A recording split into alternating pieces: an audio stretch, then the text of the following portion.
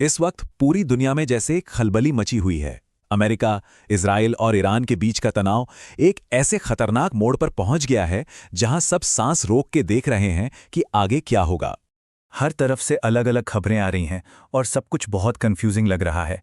एक तरफ हम सुनते हैं कि अमेरिका ने ईरान को एक सीधा अल्टीमेटम दे दिया है, बिना किसी शर्त के सरेंडर करो। और दूसरी तरफ ईरान का जवाब भी देखिए कोई कम नहीं है। उनकी सबसे ताकतवर मिलिट्री फोर्स IRGC एक ऐसे पलटवार की धमकी दे रही है जो इतिहास में याद रखा जाएगा। और ये सिर्फ बातें नहीं हो रही हैं, पूरी दुनिया की मीडिया ये समझ रही है कि ईरान के सुप्रीम लीडर की मौत के बाद हम एक बहुत ही नाजुक और अहम मोड़ पर आ खड़े हुए हैं। तो इतनी सारी खबरें, इतने सारे दावे, आखिर सच क्या है? बहुत सारी गलतफहमियां और अफवाहें भी फैल रही हैं। तो चलिए इस पूरे शोर शराबे से हटकर ये समझने की कोशिश करते हैं कि पर्दे के पीछे असल में चल क्या रहा है। इस पहले हिस्से में हम इस लड़ाई को लेकर जो सबसे बड़ी गलतफहमियां हैं उनकी बात करेंगे, ताकि एक साफ तस्वीर सामने आ सके।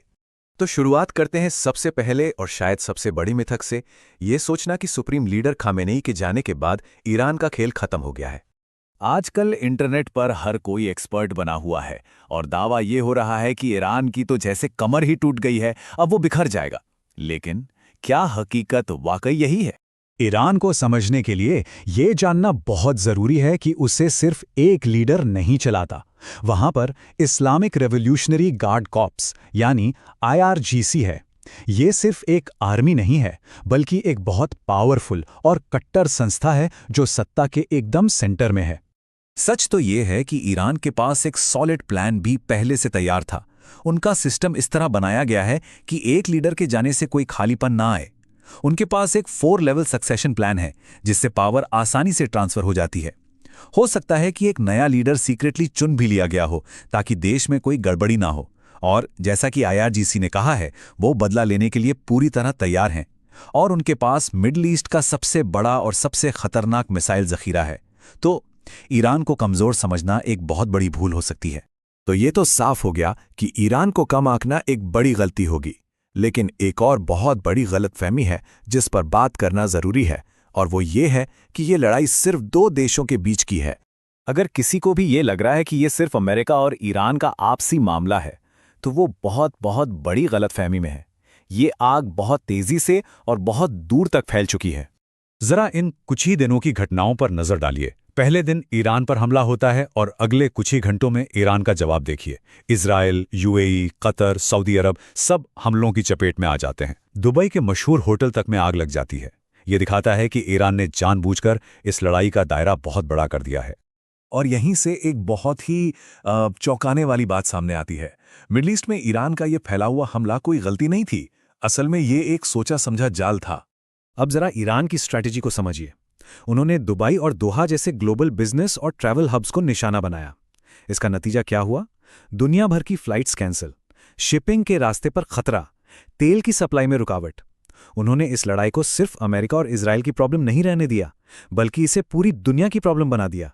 ये एक तरह से ग्लोबल हॉस्टेज सिचुएशन है जहां पूरी वर्ल्ड इकोनॉमी दांव पर लग गई है। और अब आते हैं सबसे जरूरी सवाल पर। यह सब जो मिडल ईस्ट में हो रहा है, इसका हम पर, भारत में बैठे लोगों पर क्या असर पड़ेगा? सबसे पहले तो ये नंबर देखिए, 80 लाख। इतने भारतीय खाड़ी देशों में काम करते हैं, रहते हैं। अगर ये जंग फैलती है तो इन लाखों लोगों की सुरक्षा पर सीधा खतरा है। ये है स्ट्रेट ऑफ हॉर्मुज, एक पतला सा समुद्री रास्ता है, लेकिन इसकी अहमियत बहुत ज्यादा है क्योंकि दुनिया का लगभग 20% तेल यहीं से गुजरता है और इस पर ईरान का कंट्रोल है। अगर ईरान इसे बंद कर दे तो सोचिए क्या होगा। अगर होर्मुज का रास्ता बंद हुआ तो कच्चे तेल की कीमतें आसमान छूने लगेंगी। अंदाजा है कि कीमत $100 प्रति बैरल से भी ज्यादा हो सकती है और इसका सीधा असर हम सबकी जेब पर पड़ेगा। तो सीधा सीधा मतलब क्या हुआ? पेट्रोल डीजल के दाम बढ़ेंगे, खाड़ी में बसे हमारे लाखों लोगों की सुरक्षा एक बड़ी चिंता बन जाएगी, सामान लाने ले जाने वाली ग्लोबल सप्लाई चेन टूट जाएगी, जिससे चीजें महंगी होंगी और स्टॉक मार्केट में भारी उथल-पुथल मचेगी। तो ये सोचना कि हम पर इसका कोई असर नहीं होगा, ये बिल्कुल गलत है। देखिए, ये जो कुछ भी हो रहा है ना, ये मिडल ईस्ट की सिर्फ एक और लड़ाई नहीं है। ये हमें दिखा रहा है कि आज की तारीख में युद्ध का चेहरा कितना बदल चुका है। पुराने जमाने की लड़ाइयां याद हैं? टैंक, बड़ी बड़ी फौजें, आमने सामने की लड़ाई। लेकिन आज का युद्ध बिल्कुल अलग है। आज के हथियार हैं ड्रोन, हाइपरसोनिक मिसाइलें, जो इतनी तेज हैं कि उन्हें रोकना लगभग नामुमकिन है, साइबर अटैक और इकोनॉमी को ठप कर देना। ईरान इन्हीं नए और सस्ते हथियारों का इस्तेमाल करके अपने से कई गुना बड़े दुश्मन को टक्कर दे रहा है। और ये सब हमें एक बहुत ही बड़े सवाल के सामने लाकर खड़ा कर देता है।